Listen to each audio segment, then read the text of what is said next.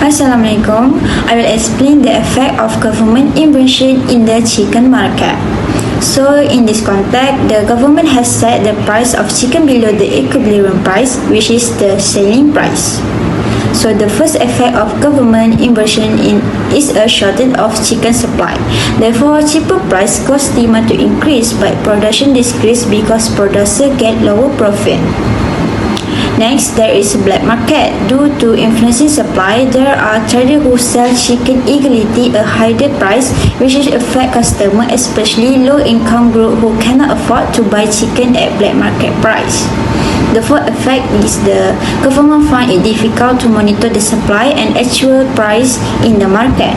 Finally, the government financial burden increased because it's to provide a subsidy of 15% per kilogram to help producer. I will briefly explain the impact of the government chicken price ceiling, focusing on several points. Firstly, reduce incentive for producers. First, producers lose motivation because selling chicken at a lower control price reduces their profits. For example, when the cost to produce a chicken is higher than the selling price, farmers suffer loss and may reduce production or close their farm. Then, unfair distribution to customers. The lower price causes high demand, but supply remains limited. This leads to unfair situation where some consumers can easily buy chicken while others, especially in rural areas, struggle to find any stock. And then lastly, long-term inefficiency. Long-term market inefficiency happens. Producers stop investing in better technologies or expansion because profits are too low, which result in a weaker, less competitive poultry industry over time. The conclusion, even though the price ceiling helps make chicken affordable in the short term, it creates serious problems for producer, consumer, and the market future. Cause the rising price of chicken. The main causes of the increase in chicken price in Malaysia is disruption in the supply chain. This disruption occurs due to geopolitical conflict that causes instability in the product and delivery of chicken, feed, and other raw material that are important in the farming process. The second point is cost borne by farmers and production suppliers. The cost of chicken, feed, energy, labor, and transportation is increasing, causing the price of raw chicken to also increase. When it's increased, producers are forced to increase the selling price to cover their expenses. So they directly affect the price of chicken in the market, especially at the retail level.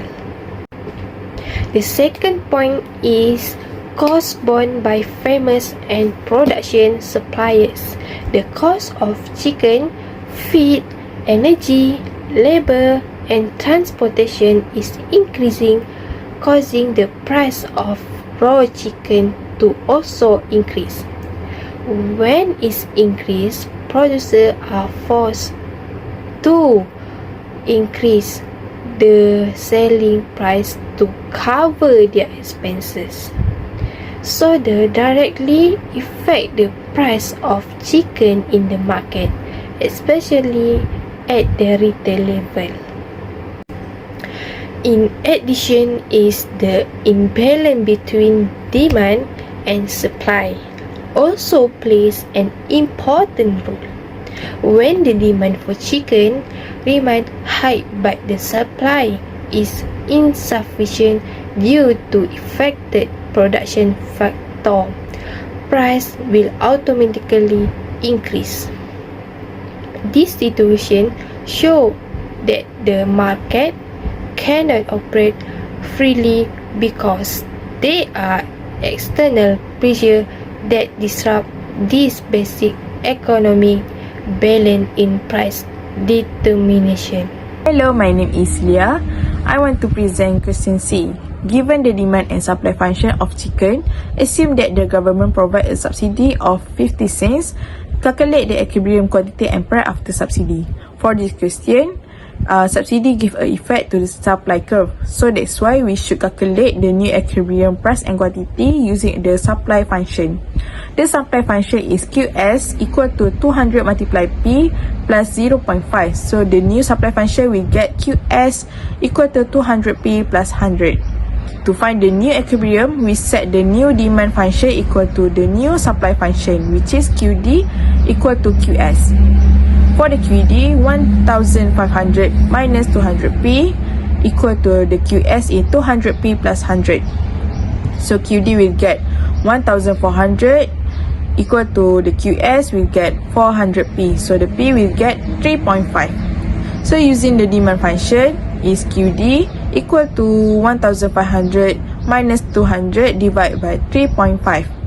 So the QD will get 1500 minus 700 we get 800. Using the new supply function is QS equal to 200 divided by 3.5 plus 100. So the QS will get 700 plus 100. So we get 800.